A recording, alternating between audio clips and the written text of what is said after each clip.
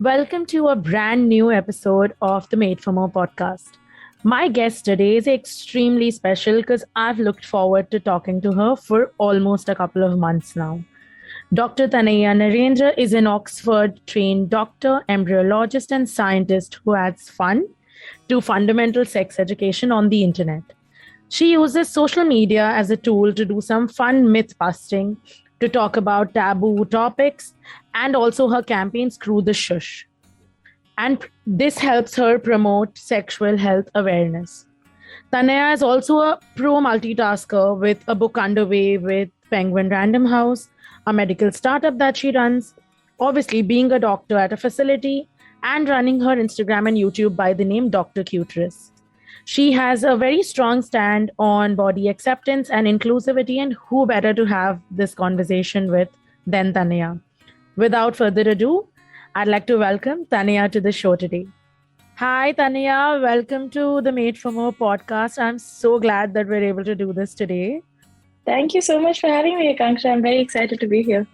I want to ask one very obvious question that I've had from the time we approached you to be in the podcast is that sexual health is something that's a taboo in a country like ours. And what made you pick that as your topic to actually lend a voice to or create a movement towards? I'll share a story with you that I share with everybody that I meet that asks me this question because it's hilarious and it's very telling of what a sad situation we have with sex ed in our country. So both my parents are fertility specialists, and they had a patient. They had a couple that had been together for 7 years and they were unable to conceive. Mm-hmm. We went through the tests, everything happened. Nothing seemed wrong. There's no reason that these people shouldn't be able to conceive, right? Okay. So my dad finally kind of got frustrated and he took the husband in the room and he's like, dude, what are you doing? Why is this not working? Mm-hmm. And it turns out for the past 7 years, he had been putting it in his wife's belly button because बच्चे पेट से आते हैं. Oh my God. Oh my God. For 7 years. Oh my God. His logic, you can't fault his logic really. बच्चे पेट से आते हैं, पेट में एक छेद है. There you. Oh man. This is why we need people like you. So, growing up, I've heard a lot of stories like this, and it kind of became because sex is a very normal conversation in my household. Yeah. Semen analysis and sperm count is a dinner time conversation. So, because Occupational it never hazard. felt as very much so. It never felt as such a taboo thing to me, and I realized that there really is a huge gap. Mm-hmm. And when I went to the UK for my master's, I expected things to be different. Mm-hmm. But I saw that there's a lack of information on sexual education everywhere, be it developed countries, be it a place as educated as Oxford. The same myths, the same insecurities, the same questions with everybody. So I thought, this is my jam. No, actually, that's true because, especially with kids or teenagers, it's a very common topic to talk about virginity and all of this, but nobody really talks about sexual health or the actual bit about that educates people or makes them aware. So this is commendable what you're trying to do, because I think India especially needs a platform or a space where it's not for people to just come and be heard or just sort of understand what they're going through. So it's really good that you've created this tiny platform with your own Instagram and YouTube that educates people. Thank you so now. much. And another thing that I also felt was different was that health professionals overall don't usually end up picking social media as their tool to communicate to their end audience, right? Or especially because of the kind of hours you all are working. And, it is really heavy on the mind and the body. And now that we're living in a pandemic, it only gets tougher. So may I ask why social media was something you decided to pick as a tool to reach out to your end audience? So I'm quite lucky in work regards, even though I work in gynecology and fertility, which are gynecology in particular is a very, very demanding field. Mm-hmm. But I'm very lucky that I work with my parents, so I get to have very flexible working hours. Mm-hmm. I always enjoyed using social media for personal stuff. I'm very stay connected with everybody and watch everybody's stories and message everyone kind of person. So I felt like it was a medium that has really good access. Everybody is on social media. Right. We have really good projections that tell us that 1/3 of India's population is going to be online by 2023. Correct. That's a massive number. So it's the easiest medium that you can use to provide information, and it's free. Right. The only thing you pay for is with your privacy. But yeah. but in terms of sort of large-scale public health education, it's a free medium. It's easily accessible, and you can start little movements with it, right? Like, correct. Yes. For example, I have a hashtag called Filter Hatao Shakal Dikhao, because I used to obsessively use filters on my face. Right. And then one day I opened the camera and I didn't have a filter on my face, and I was like, fuck, I look really ugly. But then, it took me 2 seconds to internalize that, okay, I don't look ugly. This is what normal skin looks like. You've just been trained to believe it's not enough. Exactly. This perfect poreless skin. So just a small movement. And I see so many people find that worthwhile. Yeah. It's such a small thing. Just a little stupid hashtag that came to me after 5 years. Yeah. And it's helped people. So it's a very nice, it has a very nice sense of community, and you can find people who will rally around the same cause with good reason. Correct. So I find social media works really well for those reasons. No, in fact, not just that. I feel like, what you're doing also should be taken as a lesson for other people who are trying to bring together public health information or awareness too. Because like we said, not just Instagram, social media overall is a free tool that's accessible to all. And today, every nook and corner, you'll find people on their phones, no matter where they come from. And that allows you to reach out to so many people for the right reasons. And if you're able to do good, then I think it should be used. So that's amazing. And my other thing would also be about, for example, like you just said, social media has the power to be good and bad, right? Everything comes with its pros and cons. We run a body positive, inclusive brand, and we face a lot of flack also because there are people with different body types, and we are just trying to normalize these things. Like you spoke about filters, we try to normalize things like cellulite or stretch marks, and these are all normal things. Like, I don't know why people are meant to believe like your skin is like 100% freckle free and only then you're like worthy of love or some crap like that. So marble skin. Yeah. Oh my God, marble. And what is this new glass skin?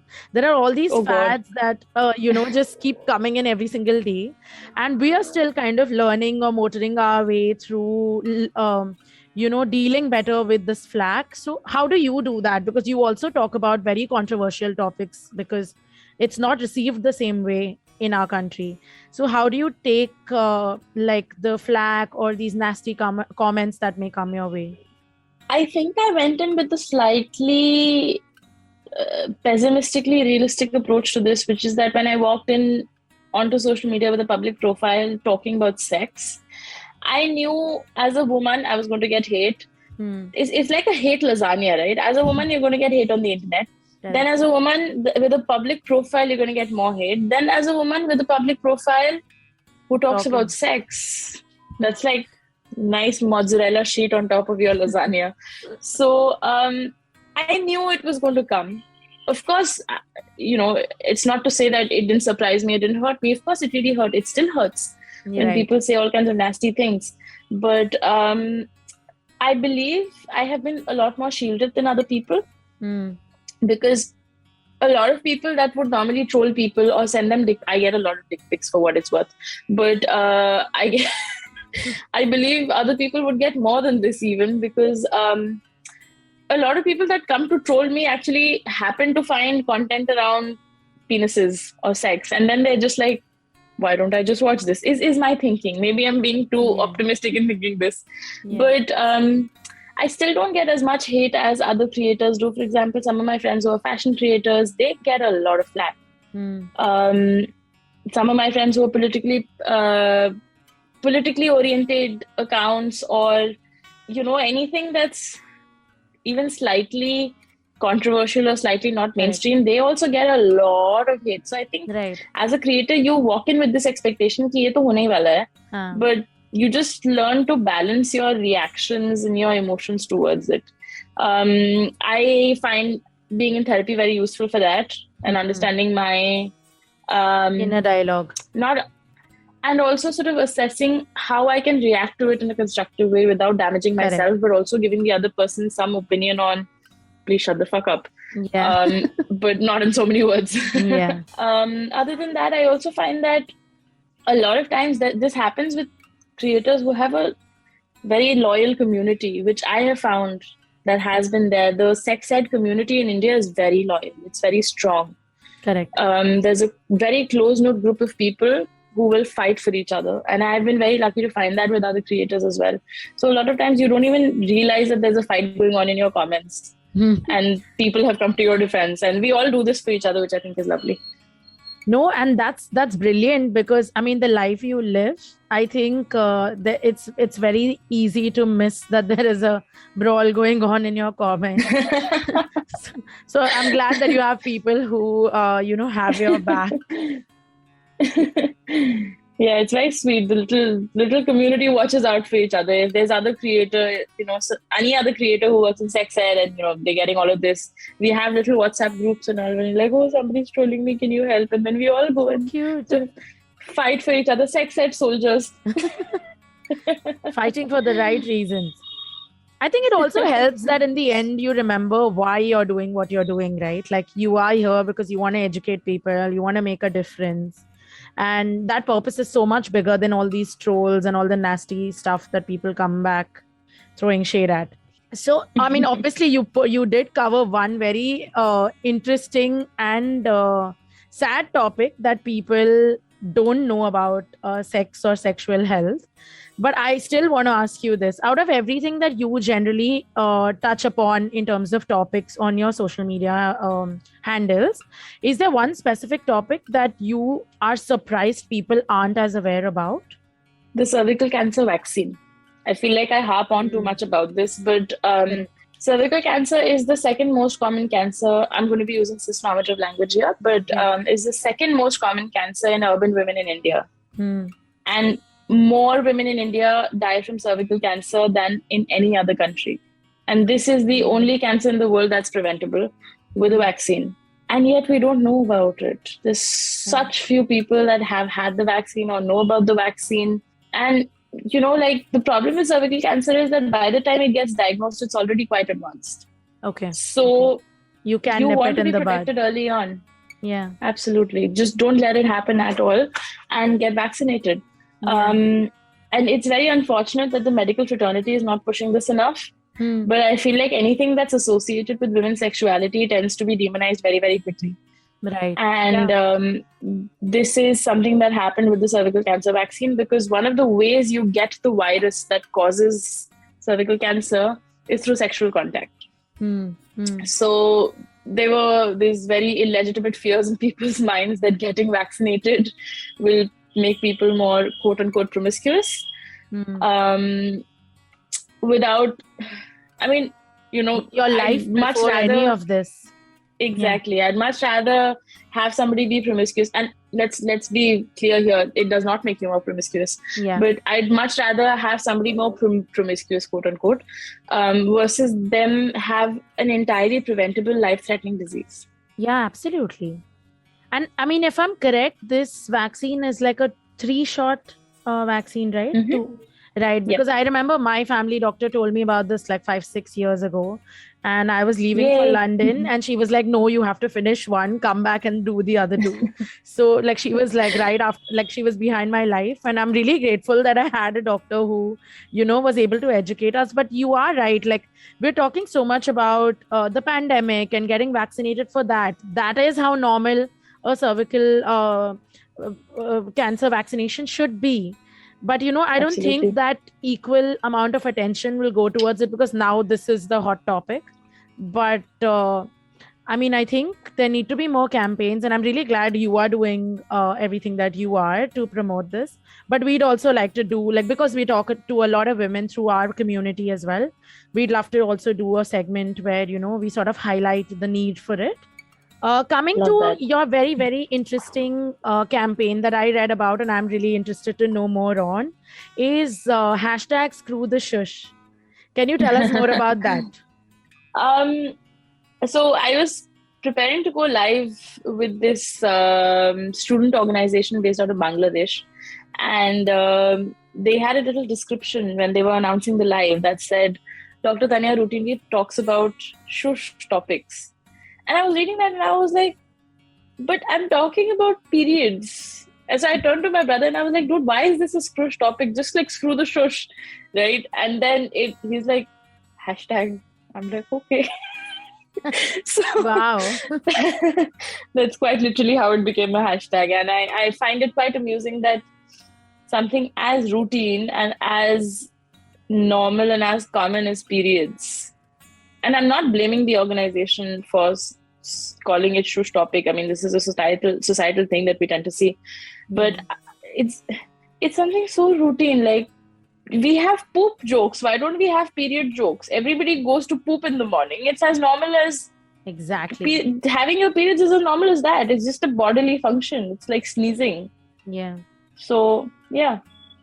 I remember watching this movie that was about Padman, the movie where the guy comes up with this idea because he doesn't want his wife to go out in the open or to use a restroom. And the whole reaction of the village, like he was doing something wrong and something that he should be penalized for. And I was just like, he's trying to help his wife, in turn help every woman in the village and maybe outside.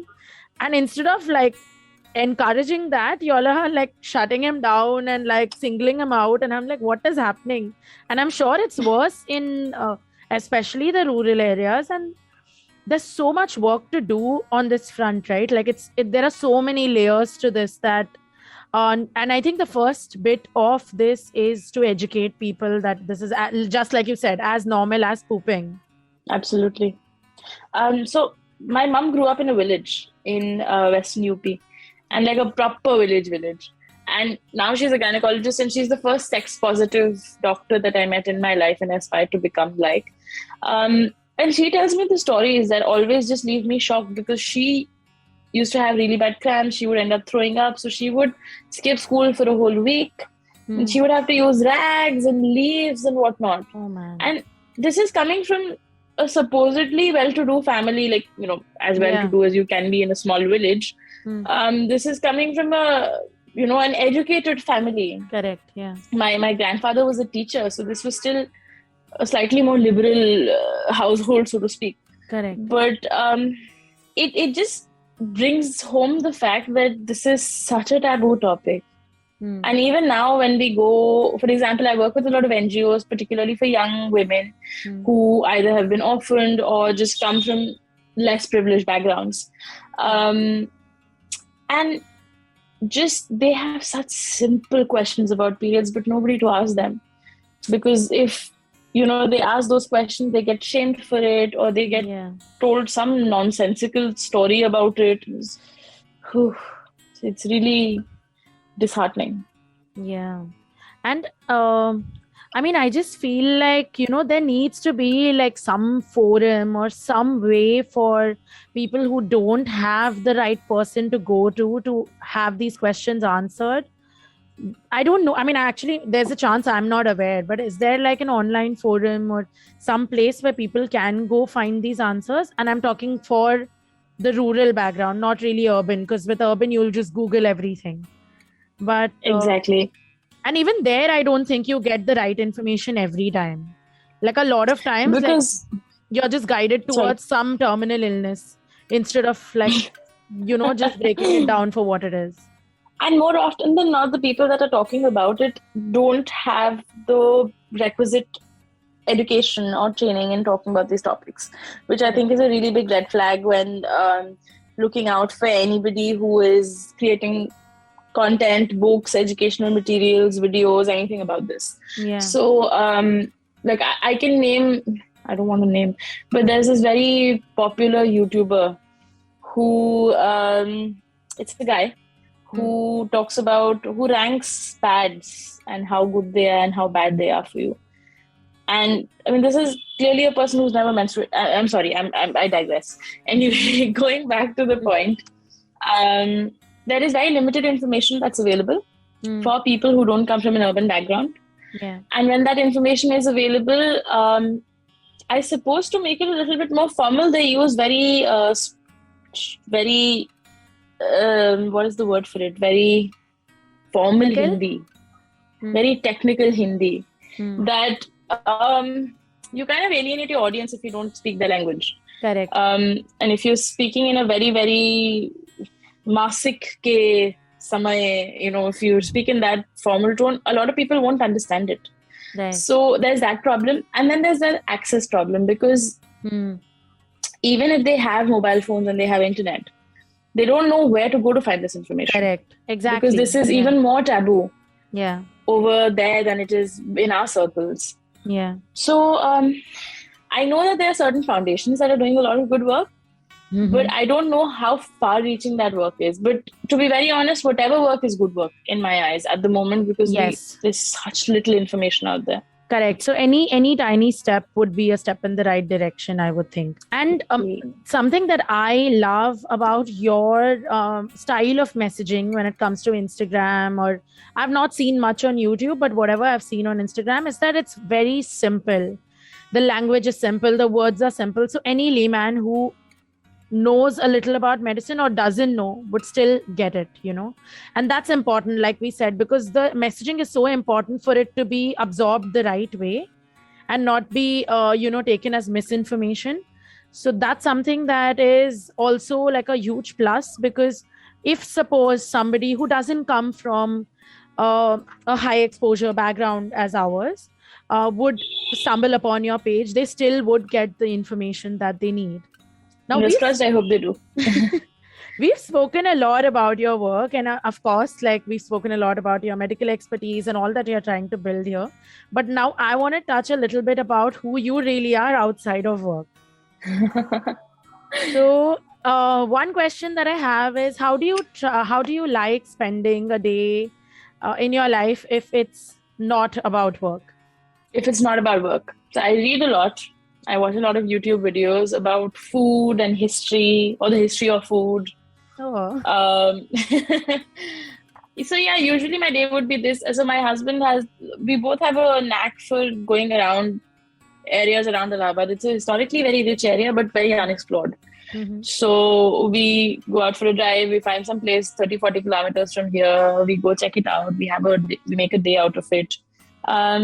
I'm also very social as a person, so it's a mix of all of these things. I'll either hang out with friends, but most often you'll find me with a book, or you'll find me with my iPad watching some cooking show. Because even though I can't cook, watching cooking shows is wonderful. Oh man, I agree. MasterChef was such a stress buster, and everyone in my house used to be like, "You never cook. What the hell are you watching this for?" So I get that. I don't know. It's just therapeutic to watch somehow, whether or not you enter a kitchen. It's so beautiful. Yeah. And then, all these aesthetically plated dishes, you feel so nice just looking at them. So, when I'm sick, I look at baking videos. It makes me feel much better. Oh, wow. But so firstly, you got married very recently. So congratulations. I hope that... Thank you very much. I hope that you both have a really nice, happy, long life together. And thanks so much. You guys, you actually were a lot in the news on social media about bashing a popular designer for not being inclusive when you went shopping for your trousseau. And just for my listeners, I want to know why you felt the need to sort of call it out. To be very honest, my post was not talking about the designer. My post was talking about bridal body shaming that happens in general. There was one line about it, and things tend to get blown out of proportion in media, and that's what happened. They picked up that one line, and the entire focus of the story went away, and it just became a brand bashing thing. And I was really upset by it, because I felt like the important conversation that we were having was lost. Correct. But the important conversation continued in my DMs, because I remember one thing that really stood out to me was this beautiful, tall, and I'm talking about like all the checklist thingies that people look for in beauty, a Yeah. pretty bride. She was thin, she was tall, she had long hair, she had clear skin. She must have been a size 4 at best. Like she was um, very well Either toned. quintessentially normal body types. Absolutely. She was a proper sample size and very pretty girl. But she was shamed by her family members for having acne on her back, that they could see through her dupatta on What? her head. Yeah. And it made me so angry that nothing we do will ever be good enough, you know. It'll Yeah. either be you're too fat or you're too dark or you're too, I don't know, Thin. you have too much It- acne. Yeah.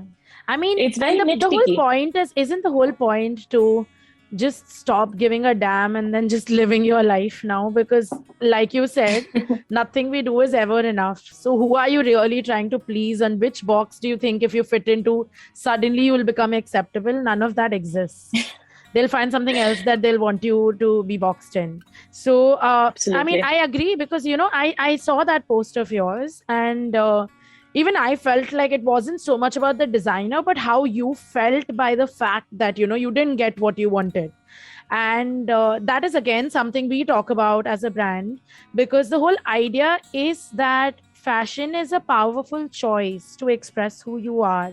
And that needs to be available to people irrespective, right? Like it doesn't matter whether you're a particular skin tone or you're a certain body type or where you come from. If you want to buy something, you should have access to it, no questions asked. Absolutely. And even the need for fat tags, there is, like, I heard a conversation on one of these discussions where somebody was charged extra for a wedding blouse. I know that the embroidery is expensive, but so are your margins. Like you have enough margins that you can Yeah, stretch and make it happen. People don't need to be made to feel bad when they're making a exactly. purchase. Like it's really important to value customer experience, I think, because they are who make you who you are. So Absolutely. it's a really commendable thing that you started in terms of a conversation, because I think it led to like a mini movement of people coming out and sharing their experiences and how they just didn't feel happy about a purchase, or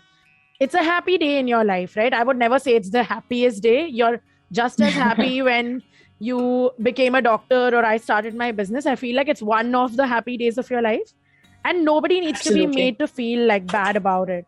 What I found really surprising was that there wasn't enough conversation around this. Like from my interactions with people, I found that this was a very common experience, Correct. particularly with bridal shopping, you know. Right. And like you said, of course, it's not the happiest day. It may be. I mean, good for them. Yeah. But with with how common this experience is, I did not expect it to go viral the way it did. I did not expect it to. I was honestly just sharing what I felt and like Your post how sounded like it was from your personal diary. I remember reading it and I was like, okay, this is like, unfiltered, heartfelt, and you're just writing what you experienced. But again, because nobody talks about it, there is no talk about it. Like so many people have absolutely, felt it, but you may see things on a campaign on a curvier girl, but when you go to a store, if you don't get to try it, you're not going to feel happy about buying that outfit.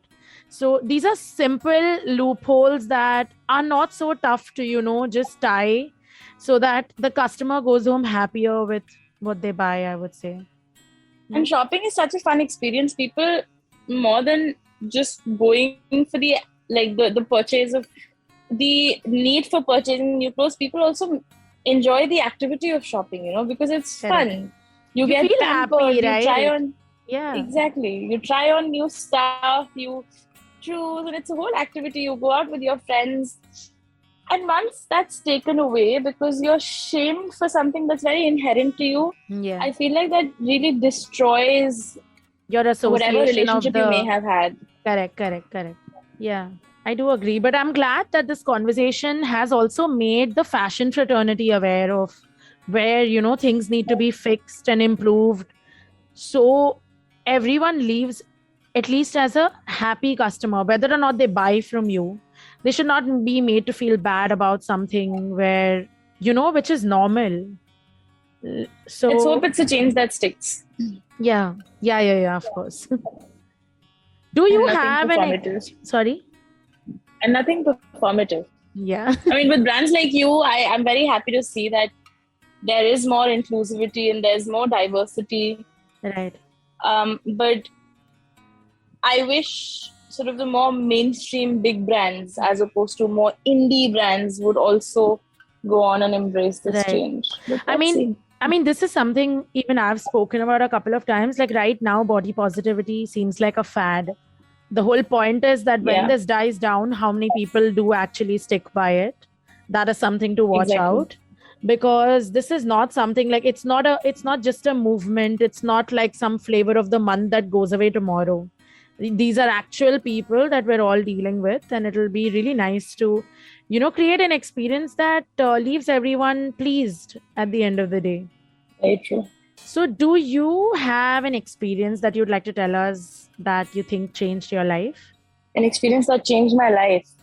I am very deeply invested in scuba diving. Oh wow, I didn't know this. Oh yeah, I love diving. I'm slightly obsessed with the oceans. And the first time I went diving, I was 19. I went on a Discover scuba dive, which is where somebody who's already trained, they take your hand and they take you niche. It didn't go quite well. They had to fish me out. I freaked out underwater. My mask filled up with water, and I had like a whole freak out, and it didn't go well. Mm-hmm. And after that, I became really upset because I thought diving was really fun, it would be great, but then I became afraid of water, and I was always a water baby. Mm-hmm. So then I learned how to dive. And every time I go underwater, it changes my life. It's not an exaggeration. Literally, every time I go down and I come back, because every time I go, I'm afraid, right? Yeah. Because I'm confronting that fear. Yeah. So right now, I came back about 4 days ago. I was on a diving holiday in the Maldives, and we were doing 3 dives per day. And every time I would go in, yeah, it was brilliant. I was just diving 24/7 for 7 days.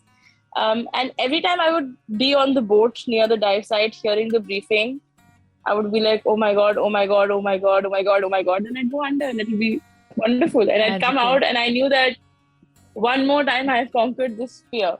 Yeah. So you took it head on. It makes me feel, I mean, there were a lot of tears shed. It's not as romantic as it sounds. Oh, no, of course. Like, it's not easy, right? Like, whatever fear, however big or small, it's not going to be easy to conquer it, but at least you're trying. So that helps. And honestly, it's not an exaggeration. Every time I come back out, I feel like there's something new added to my life because it's so meditative. Like somebody else described it in the way that when you go diving, it's the first time you realize that every breath counts. You know, it's a very poetic thing to say, but you have to monitor your breathing because otherwise you're going to run out of your air and you have to end your dive early and nonsense. But that's the first time you literally notice every single breath you take. I actually remember this was a dialogue that Katrina says to Hrithik in Zindagi Na Milegi Dobara. When he says Nasha and she's like, Nasha nahi, har saas ka ehsaas hota hai. That is exactly what... No, it's very true. It is so true. So I've obviously introduced you in the beginning of the podcast, and we know you wear a lot of hats in a day. So this is my $1 million question. How do you maintain a work-life balance? I don't have a work-life balance. my husband is also a workaholic, but no, I have days where I just sit in front of the iPad and I eat pizza and I do nothing. I have a very outgoing family, so we all get together quite often. So it works out. It works out really well in that way. I also work with my parents, so it's fairly my dad's retired now, but I work with my mom, so it's also very social in that way. Yeah. But that's nice. I don't think I work as hard anymore as I used to in the earlier days of establishing myself on Instagram, not as a doctor. As a doctor, I'm still a fetus. But because I'm able to take a little bit of a backseat, I have 2 people working for me now, so it balances out a little bit. But yeah, I think it's a very cliche thing to say, but when you enjoy what you do, and To be honest, my work Yes, is I really fun. I agree. talk about sex. No, It's fun. also I do agree. If you love what you do, it doesn't seem like work. Exactly. And also, it's talking about sex. There's a lot of jokes, so you're having fun while you work. Yeah, man. So you spoke about reading. So I just want to quickly go into our last segment, which is a rapid fire. Ooh, And it's not as fun as Coffee with Karan, but we'll try. I don't watch Coffee with Karan for what it's worth. So Okay, so then yeah. this is your first rapid fire. So yay for that. Okay, so tell me your favorite book. My favorite book, The Princess Diaries by Meg Cabot. Uh, It's not as cheesy and as princessy and fairy tale as the film is. as The the book is really film. brilliant and everybody should read it. I was introduced to the concept of feminism and environmentalism by a princess book, and Oh, everybody should read it. wow. Yes. What drink would you like to have at the end of a tiring long day? I love coconut water. Otherwise, a cold beer. Nice. Is there one outfit you can live your whole life in? And please don't say scrubs. No, scrubs are not as comfy. I think kaftans, they're very breezy and they Yeah, look pretty. I agree. And now coming to our last question, which is because this is the Made for More podcast, I want to ask you if there is an experience, a moment, or something that happened in your life that made you realize that you were made for more. Um, I don't know if there was one pinpoint moment, but I think possibly the most inspirational moment of my life was I was in class 9 and Dr. Abdul Kalam was in town. So we went to meet him. And at that moment, I was vehemently against the idea of becoming a doctor because, regular rebellious teenage Rebel phase. And I child. was like, Mummy, Papa, jaisi nahi banungi.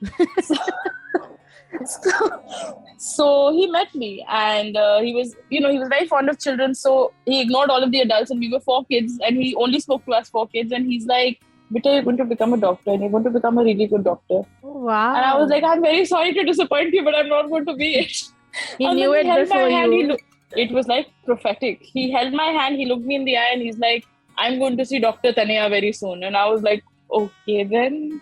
Wow, man. So This is yeah, this I is went to medical school. actually like a huge moment because coming from somebody who comes from has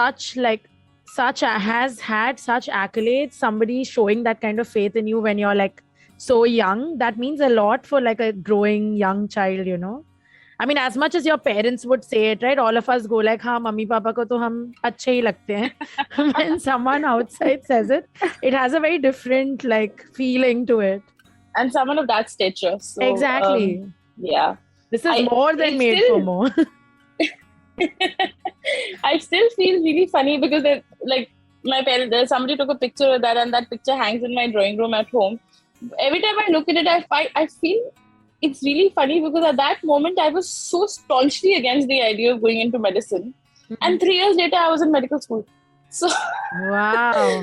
it was a very comically impactful moment in my life. Yeah, I think it must have like subconsciously brought about a shift. I certainly hope so. So I can go and tell people the president of India told me to become a doctor, so I did. Now, one thing, because we've spoken so much about sexual health, is there anything that you would like to tell our listeners? Of course, also mention where they can find you. We will be adding the handles at the bottom of our episode as well. But if you can just give them anything that you'd like to share and where they could find you. So 3 things that I always like to harp on about. Please get vaccinated against cervical cancer. I think I've already harped on about it. The second is please use condoms. Flavored condoms are there for oral sex. They're not meant to add to the ambience. Please use them for oral sex as well. And, sex is not meant to be painful. So if you're experiencing sex, either try first, work on more foreplay, work on more lubrication, or speak to your doctor. Sex is fun, sex is brilliant, sex is really joyous, and it shouldn't be a painful experience for anybody. Oh, now shameless self-plug time. I am Dr._Cuterus, that is uterus with a C. So Dr._Cuterus on Instagram. I'm the same on YouTube. I don't think you can find me anywhere else. No, on Twitter, where there's Dr. Cuterus with no underscore. Thank you so much for being a part of our podcast, and I'm so glad that you were able to give us the time in your super busy schedule. Thank you And so much for having me. It's honestly been a pleasure. it's been such a fruitful and like informative conversation because like I don't come from a medical background, and I feel like I did learn a thing or two. And Yay! I mean, that is the purpose, right, Dr. Cutress? Like this Sochcast? Tune in for more with the Sochcast app from the Google Play Store.